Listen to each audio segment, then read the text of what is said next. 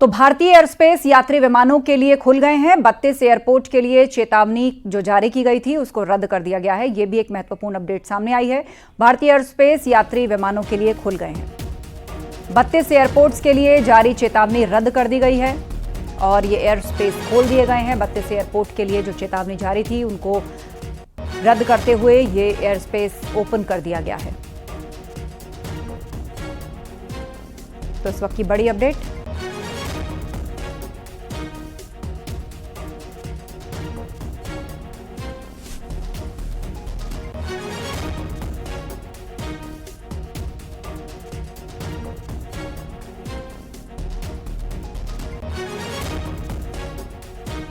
भारतीय एयरस्पेस यात्री विमानों के लिए खुल गए हैं।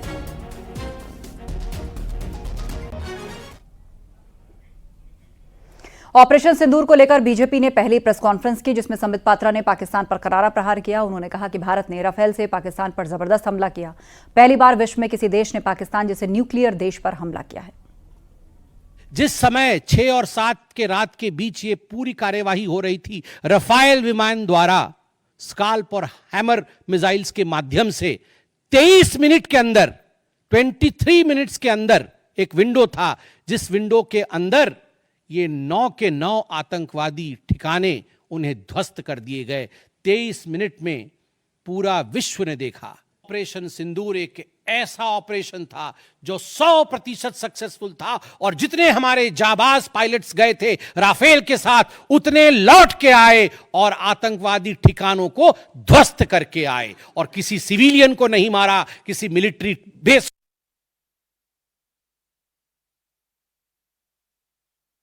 पहली बार विश्व में किसी देश ने एक न्यूक्लियर कंट्री के अंदर घुस करके उनके एयर बेसेस को समाप्त करने का काम किया। पाकिस्तान एक न्यूक्लियर कंट्री है, उसके अंदर घुस करके उनके एयर बेसेस को 20% पाकिस्तान के एयरफोर्स के इंफ्रास्ट्रक्चर को भारतवर्ष ने नाकाम कर दिया। 20% of PAF's infra was destroyed by India.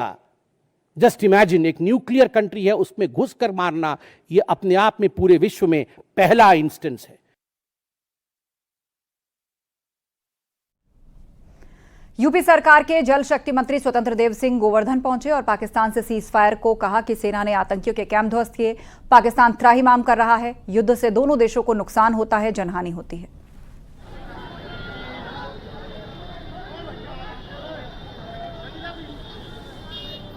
जो भी आतंकवादी संगठन ऐसे थे, उनके सभी कैंप, जो ट्रेनिंग कैंप थे, लगभग ध्वस्त कर दिए गए और पाकिस्तान त्राहिमाम कर रहा है। और अच्छी बात है, कम से कम युद्ध नहीं होता। युद्ध में दोनों देशों का नुकसान होता है, जन की हानि होती है और आम जन को भी बहुत नुकसान होता है। इसलिए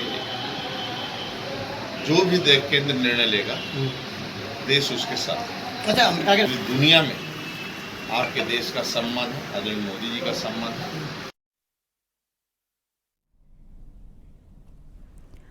और इस वक्त की एक बड़ी अपडेट। भारत पाकिस्तान के बीच DGMO स्तर की बातचीत में देरी। अब शाम को होगी DGMO स्तर की वार्ता। दरअसल आज यानी 12 मई को पाकिस्तान और भारत के बीच में DGMO लेवल की बातचीत होनी थी और उसको लेकर खबर आ रही है कि वो बातचीत अब शाम को होगी। फिलहाल उस बातचीत में कुछ देरी की खबर है। DGMO लेवल की बातचीत जो है वो अब शाम को की जाएगी दोनों ही देशों के बीच में। भारत पाकिस्तान के बीच DGMO स्तर की बातचीत अब शाम को होगी।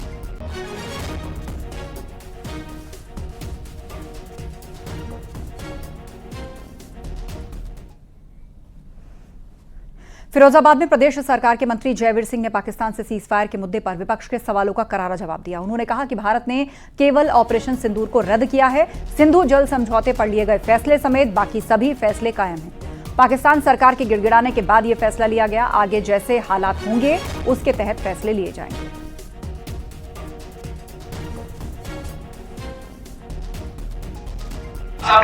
जो आतंकवादी थे उनके आकाओं को, दुश्मन देश को, घुटनों पर लाने का काम किया, घुटनों पिटाई करने का काम किया, तमाम उनके सामरिक महत्व के ठिकानों को नष्ट करने का काम किया। और जब दुश्मन देश घुटनों के बल आ गया, पूरी तरह गिड़गिड़ाने पर आ गया, तो गिड़गिड़ा के अपनी शर्तों पर सिर्फ और सिर्फ ऑपरेशन सिंदूर को स्थगित किया है। जो भी निर्णय भारत सरकार के थे, क्या वो जल समझौता रद्द करने का हो या अन्य लगातार अविरल निर्णय लिए गए, उन सब स्टैंडों पर भारत सरकार आज भी कायम है और जब जैसी जरूरत पड़ेगी भारत सरकार पूरी तरह तत्परता के साथ राष्ट्र हित में काम करेगी।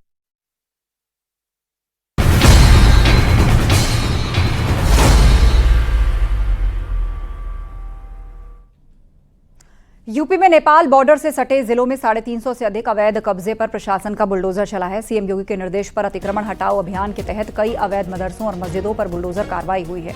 बलरामपुर, बहराइच, सिद्धार्थनगर, श्रावस्ती, पीलीभीत, महाराजगंज में सैकड़ों जगहों पर अवैध कब्जे के खिलाफ एक्शन हुआ है। तो तस्वीरें आपको दिखा रहे हैं। सिद्धार्थनगर से लेकर लखीमपुर खीरी, महाराजगंज, बलरामपुर, बहराइच और पीलीभीत बुलडोजर चला है और अवैध रूप से कब्जा करके बनाए गए जो धार्मिक स्थल थे उनको ध्वस्त किया गया है, उन पर यह कार्रवाई हुई है।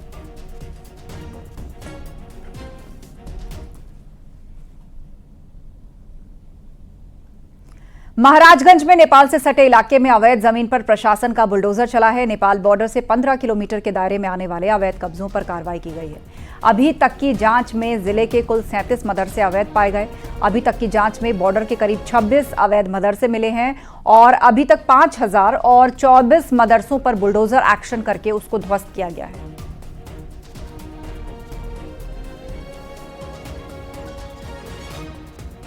देख सकते हैं कि इसी तरह के अवैध तरीके से मस्जिद और मदरसे बना करके सरकारी निर्माण पर कब्जा किया गया था। प्रशासन की रिपोर्ट और जिला अल्पसंख्यक कल्याण अधिकारी के द्वारा जांच की गई अवैध मदरसों को चिन्हित कर लगातार उन्हें ध्वस्त करने की कार्रवाई की जा रही है। महाराजगंज जनपद में अब तक 37 ऐसे अवैध मदरसे चिन्हित किए गए हैं जो भारत नेपाल बॉर्डर पर हैं और उन्हें एसडीएम को रिपोर्ट देने के लिए संस्तुति की गई है और एसडीएम इस बात की जांच कर रहे हैं कि इन मदरसों की जो जमीन है वो अवैध है या फिर सही है। तो अवैध जितनी भी जमीनें हैं उन जमीनों की जांच के बाद उन्हें नोटिस दी जा रही है और उसे सील किया जा रहा है और उसे बुलडोजर लगाकर हटाया जा रहा है।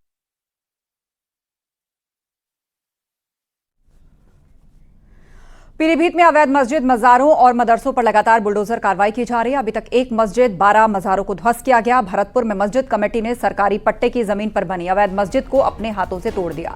इसको लेकर मस्जिद कमेटी को नोटिस दिया गया। बताया जा रहा है कि 25 साल पहले 2 भाइयों को खेती के लिए ये जमीन पट्टे पर दी गई थी। बाद में जमीन का आधा हिस्सा मस्जिद बनाने के लिए दे दिया गया और इस पर मस्जिद भी बन गई और यहाँ पर बाकायदा नमाज होने लगी और उसके बाद प्रशासन ने नोटिस देकर 16 मई तक अवैध कब्जा हटाने को कहा, नहीं तो बुलडोजर कार्रवाई की जाएगी। इस नोटिस के बाद मस्जिद कमेटी ने खुद ही अवैध मदरसों को तोड़ दिया।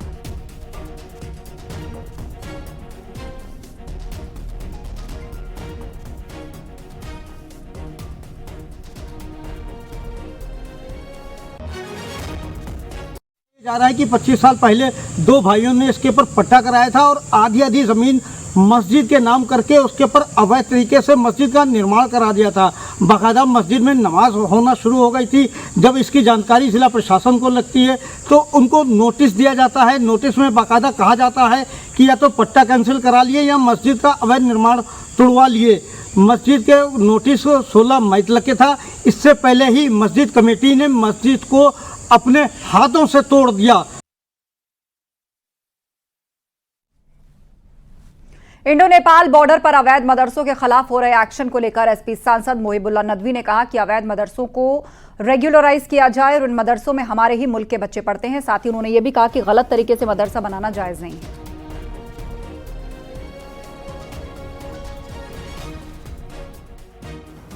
गैर कानूनी तामीरात कहीं हुई हैं उनको रेगुलाइज किया जाए और उसमें कानून के मुताबिक वो चलें। अगर कहीं तालीमी इदारे हैं, इबादतगाहें हैं तो उनको कानून के मुताबिक करना, ये इसमें सपोर्ट करना अपने शहरियों के साथ, ये किसी भी हुकूमत का फ़र्ज़ बनता है। लेकिन जिन्होंने अवैध तरीके से बना लिया है तो उन पे एक्शन होना चाहिए कि नहीं? नहीं, देखिए गलत तरीके तो मस्जिद तो मदरसा बनाना जायज़ ही नहीं है, लेकिन हम ये समझते हैं कि वो गलत नहीं होंगे चूँकि कानूनी तौर पर जिन चीज़ों की रिक्वायरमेंट हुई होगी, ज़रूरत होगी, कागजात कभी कभार बहुत डिले हो जाते हैं, पड़े रहते हैं, किसी का इंतकाल हो जाता है, ट्रांसफ़र नहीं हो पाती प्रॉपर्टी और उसी में कुछ लंबा अरसा गुजर जाता है, तो इस तरह की चीज़ें होती हैं और अगर कहीं पर कोई गलत तरीके से गलत जगह पर कोई चीज़ बनी है तो उसकी हम हिमायत नहीं कर सकते। मुख्यमंत्री योगी आदित्यनाथ ने गोरखपुर शहर को 2 बड़ी जन कल्याणकारी योजनाओं की सौगात दी। शहर के सिविल लाइन क्षेत्र में बने अत्याधुनिक अर्बन फैसिलिटेशन सेंटर और senior citizen day care centre का लोकार्पण किया गया और ये दोनों योजनाएं गोरखपुर को स्मार्ट शहर बनाने की दिशा में एक बड़ा कदम मानी जा रही हैं। गोरखपुर के सिविल लाइन्स में करीब 2.5 करोड़ की लागत से डे केयर सेंटर बनाया गया। इस सेंटर में बुजुर्ग सुबह 9 बजे से शाम 6 बजे तक रह सकेंगे। इस डे केयर सेंटर में बुजुर्गों के लिए लाइब्रेरी, इंडोर गेम, योग हॉल, कैफेटेरिया है और करीब 12 करोड़ की लागत से बने अर्बन फैसिलिटेशन सेंटर में नगर निगम से जुड़ी सभी सेवाएं एक जगह मिल सकेंगी।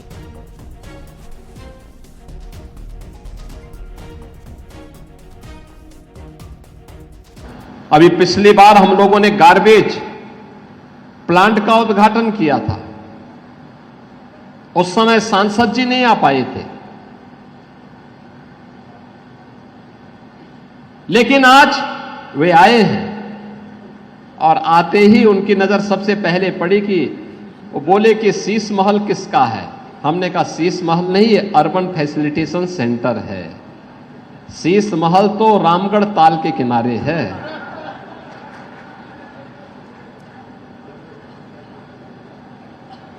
ऊपर जाकर के वो पार्षदों के एक रूम में बैठ गए, कहे कि अगर मैं इसको अपना कार्यालय बना देता, तो मैंने कहा पार्षदों को फिर शीश महल दे दीजिए। ब्रिटेन ने लगभग 200 वर्षों तक भारत पे शासन किया। उस ब्रिटेन को पछाड़ करके दुनिया की 5वीं बड़ी अर्थव्यवस्था 2022 में भारत बना था और आज हमारा देश जापान को पीछे करते हुए दुनिया की 4थी बड़ी अर्थव्यवस्था बना है। इसके लिए हम प्रधानमंत्री मोदी जी का, केंद्रीय मंत्रिमंडल का और उन सभी लोगों का जो भारत के आर्थिक विकास में योगदान दे रहे हैं, उन सभी का हृदय से अभिनंदन करते हैं। इससे पहले सीएम योगी ने गोरखपुर में अग्निकांड पीड़ित को 2 लाख रुपए की आर्थिक मदद दी। मुख्यमंत्री विवेकाधीन कोष से पीड़ित संदीप कुमार की मदद की गई। आपको बता दें, राम जानकी नगर के रहने वाले संदीप का घर आग में जलकर खाक हो गया था और उसके बाद सीएम ने मदद के तौर पर 2 लाख रुपए की राशि दी है। मुख्यमंत्री योगी आदित्यनाथ ने एक बार फिर से जनता दरबार लगाया और इस जनता दरबार में सैकड़ों की संख्या में फरियादी पहुंचे। सीएम ने अधिकारियों को निर्देश दिया कि जितने भी फरियादी आए हैं उनको त्वरित न्याय मिलना चाहिए। मेरिट के आधार पे इनके कामों का निस्तारण हर हाल में होना चाहिए। अखिलेश पांडे के साथ रामगोपाल द्विवेदी, न्यूज 18 गोरखपुर। बीएसपी अध्यक्ष मायावती ने एक्स पर पोस्ट कर बुद्ध पूर्णिमा की बधाई दी। उन्होंने कहा कि सत्य, अहिंसा और मानवता के आदर्श ज्योति को दुनिया में फैलाकर भारत को जगतगुरु का सम्मान दिलाने वाले गौतम बुद्ध को आज उनकी जयंती पर शत शत नमन। उनके अनुयायियों को बुद्ध पूर्णिमा की हार्दिक बधाई। आतंक से मुक्त सुखी जीवन की शुभकामनाएं। तथागत गौतम बुद्ध के बताए रास्ते पर सही से चलकर लोगों के जीवन को सुखी और संपन्न बनाना ही सच्चा राजधर्म है। पड़ोसी देशों को भी इससे प्रेरणा लेनी चाहिए। साथ ही अप दीपो भव अर्थात शिक्षित बनो, खुद ऊपर उठो और अपना प्रकाश स्वयं बनो के सिद्धांत पर ही देश आत्मनिर्भर और महान बनेगा।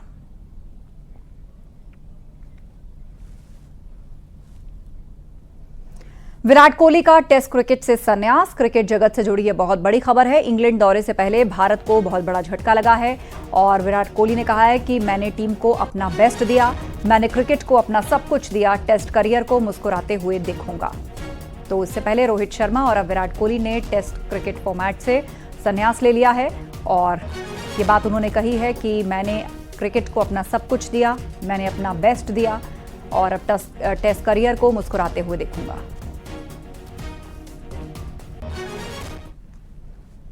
संन्यास पर बोले विराट कोहली। टेस्ट क्रिकेट में पहली बार बैगी ब्लू जर्सी पहने हुए 14 साल हो चुके हैं। ईमानदारी से कहूं तो मैंने कभी नहीं सोचा था कि ये फॉर्मेट मुझे किस सफर पर ले जाएगा।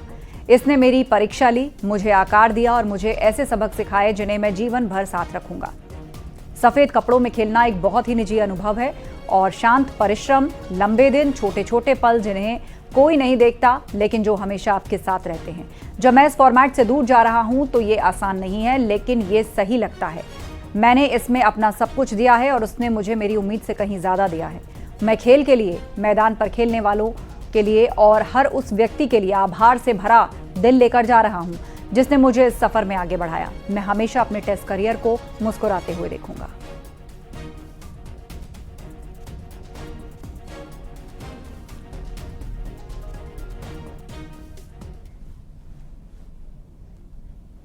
और पहला टेस्ट मैच 20 जून 2011 वर्सेस वेस्ट इंडीज, आखिरी टेस्ट मैच 20 जुलाई 2023 वर्सेस वेस्ट इंडीज। तो यह विराट कोहली का टेस्ट क्रिकेट का सफरनामा। आगे बढ़ते हैं। उन्नाव में एक ही परिवार के 4 लोगों की संदिग्ध हालत में मौत से हड़कंप मचा है। आरोप के मुताबिक घरेलू विवाद में युवक ने पहले अपनी दोनों बेटियों की गला दबाकर हत्या की और पत्नी की भी हत्या की। इस तरीके से वारदात को अंजाम देने के बाद उसने खुद भी फांसी लगाकर आत्महत्या कर ली। सुबह परिजनों ने जब बहुत देर तक गेट नहीं खुला देखा तो उनको शंका हुई और मृतक के परिजनों ने देखा कि युवक का शव फांसी पर लटका था और महिला और 2 बच्ची अमृत पड़ी थी। आनन फानन में परिजनों ने अचलगंज थाना पुलिस को सूचना दी और इस पर एसपी और फील्ड यूनिट की टीम मौके पर पहुंची। एसपी ने घटनास्थल का निरीक्षण करते हुए जांच के आदेश दिए। पुलिस ने शव को पोस्टमार्टम के लिए भेजा है।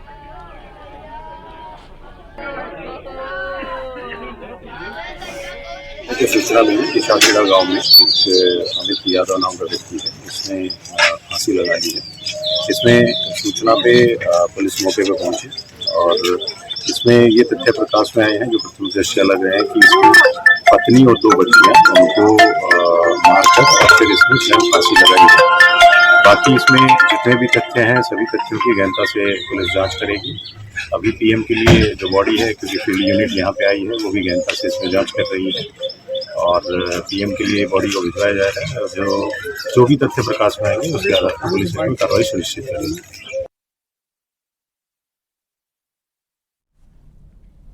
सहारनपुर में पुलिस और बदमाशों के बीच मुठभेड़ हुई जिसमें पुलिस की गोली लगने से एक गौकश फैजान गिरफ्तार हो गया। पुलिस ने बदमाश के पास से एक अवैध तमंचा, कई कारतूस, गौकशी में इस्तेमाल होने वाला सामान और कार जब्त की। बदमाश का दूसरा साथी फरार हो गया। उसे पकड़ने के लिए लगातार पुलिस की कॉम्बिंग जारी है।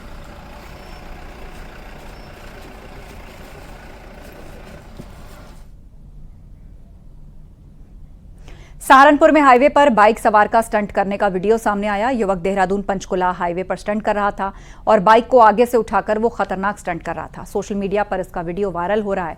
थाना फतेहपुर पुलिस वायरल वीडियो के आधार पर युवक की तलाश में जुटी है। फतेहपुर थाना क्षेत्र के टोल प्लाजा का ये वीडियो बताया जा रहा है।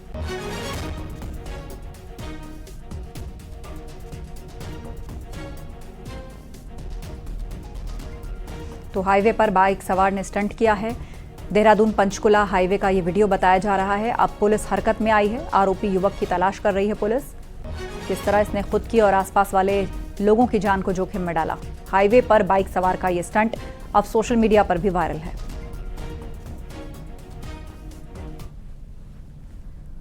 और सौरभ हत्याकांड की चार्जशीट कोर्ट में फाइल हुई है। 1500 पन्नों की फाइल से मुस्कान और साहिल के गुनाह की कहानी सामने आई। इंस्पेक्टर ब्रह्मपुरी रमाकांत चौधरी ने विवेचना की। तंत्र मंत्र के चक्कर में नहीं बल्कि लव अफेयर के चक्कर में हुई हत्या। पहले सूटकेस में पैक करके लाश फेंकने की तैयारी थी। सौरभ की लाश को 4 हिस्सों में काटा गया। परिवार वालों से लेकर ड्रम और दवा विक्रेता तक के बयान दर्ज हुए हैं। कॉल डिटेल, स्नैपचैट का रिकॉर्ड भी विवेचना में शामिल किया गया है। थाना ब्रह्मपुरी क्षेत्र का ये मामला है। तो सौरभ हत्याकांड से जुड़ी हुई बहुत बड़ी खबर है। इसमें चार्जशीट फाइल की गई है और उससे खुलासा हुआ है कि हत्या तंत्र मंत्र के चक्कर में नहीं बल्कि पूरी तरह से लव अफेयर के चक्कर में हुई है। सौरभ के शव को 4 हिस्सों में काटा गया था और 1500 पन्नों की फाइल जो है वो कोर्ट में सबमिट की गई है। पहले सूटकेस में पैक करके शव फेंकना था। सौरभ की लाश को उसके लिए 4 हिस्सों में काटा गया था। सौरभ हत्याकांड में चार्जशीट फाइल हो गई है। ये बहुत बड़ा खुलासा इस हत्याकांड में हुआ है। अभी तक इसमें कई तरह के एंगल्स ढूंढे जा रहे थे लेकिन जांच चल रही थी। तंत्र मंत्र का भी एंगल सामने आया था लेकिन फिलहाल चार्जशीट से वो खारिज होता दिखा है और ये पूरी तरह से एक लव अफेयर के तहत किया गया हत्याकांड नजर आता है। निखिल अग्रवाल से अपडेट लेते हैं। जी निखिल, चार्जशीट से और क्या खुलासे हुए? 1500 पन्नों से ज्यादा की चार्जशीट है। जो पिंक कलर की फाइल में रमाकांत पचौरी जो इस मामले के विवेचक थे वो उसको फाइल करके आए हैं। कोर्ट में ये जमा हो चुकी है और ये बताया जा रहा है कि पूरी की पूरी जो कहानी है वो सौरभ और मुस्कान, सौरभ हत्याकांड में मुस्कान और साहिल की थी। इनके गुनाहों की कहानी ही इस चार्जशीट में फाइल की गई है। पहले इन्होंने सूटकेस में प्लानिंग की थी कि सौरभ की लाश को सूटकेस में भरकर फेंक देंगे, लेकिन बाद में इन्होंने नीले ड्रम का इस्तेमाल किया क्योंकि सूटकेस में पूरी तरह से लाश आ नहीं पा रही थी। और इस पूरे हत्याकांड की प्लानिंग केवल इन दोनों ने की थी, इन्हीं दोनों ने मर्डर किया और इन्हीं दोनों ने उसको ठिकाने लगाने की प्लानिंग की। तमाम लोगों के बयान लिए गए हैं, चाहे उसमें दवा विक्रेता हो, चाहे उसमें ड्रम विक्रेता हो या फिर घर वाले हो, तमाम लोगों के बयान दर्ज किए गए हैं और पुलिस चाहती है कि इनकी जो गुनाह है उसकी सजा इन्हें जल्द से जल्द कोर्ट सुनाए ताकि इन्हें सजा मिल सके। जी बिल्कुल। और 1500 पन्नों की चार्जशीट में ये बात साफ हो गई है कि मामला तंत्र मंत्र से जुड़ा नहीं बल्कि कोल्ड ब्लडेड मर्डर का है। पहले शव के 4 टुकड़े कर उसे सूटकेस में पैक करने की कोशिश हुई। किन किन के बयानों का हवाला दिया गया चार्जशीट में, निखिल? देखिए, बयान इसमें करीब 2 दर्जन से ज्यादा लोगों के हुए हैं, जिसमें दोनों ही परिवार वालों के लोग हैं, बल्कि साहिल के परिवार वालों के भी बयान लिए गए हैं और वहीं जो आसपास के लोग थे उन लोगों के बयान लिए गए हैं। इसके अलावा जो इसमें महत्वपूर्ण लोग थे, चाहे उसमें मजदूर थे, चाहे उसमें ड्रम विक्रेता था, दवा विक्रेता था, जो भी कसौल से लेकर यानी जो हत्या के बाद ये कसौल वहां भी उन लोगों के बयान लिए गए हैं। तो तमाम ऐसे लोग जो इस पूरे केस का हिस्सा बन सकते थे उन सभी के बयान लिए गए। पुलिस ने टारगेट रखा था कि 40 दिन में चार्जशीट फाइल कर देंगे, करीब उसी के आसपास इन्होंने चार्जशीट भी फाइल कर दी और जो पूरी कहानी है उसको पूरी तरह से पुलिस ने उकेरा। और वहीं जो इस मंशा से इन लोगों ने मर्डर किया था, यानी लव अफेयर का पूरा मामला था, तंत्र मंत्र को पुलिस ने नकार दिया कि तंत्र मंत्र का कोई बिल्कुल। और इस समय बहुत सी डिटेल सामने आई हैं और ये 1500 पन्नों की कुल चार्जशीट है। आप नजर बनाए रखें। जानकारी के लिए शुक्रिया निखिल।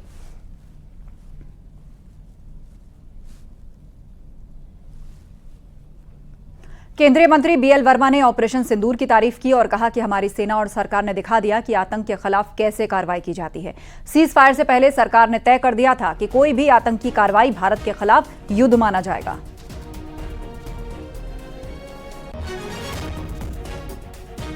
तो ऑपरेशन सिंदूर पर बोले बीएल वर्मा, आतंक के खिलाफ जारी रहेगी कार्रवाई। सेना ने आतंकियों को सबक सिखाया।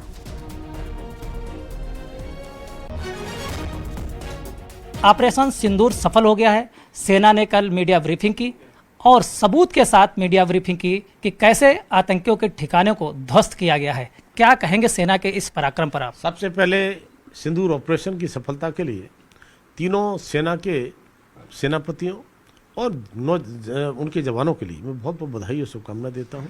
और साथ में माननीय प्रधानमंत्री मोदी जी, जिनके नेतृत्व में मोदी जो कहते हैं सो करते हैं। जिस तरह से कायराना हमला किया था 22 तारीख के लिए हमारे नागरिकों पर, लेकिन माननीय प्रधानमंत्री मोदी जी ने चुपके से नहीं किया, कहकर किया था, डंके की चोट पर किया था।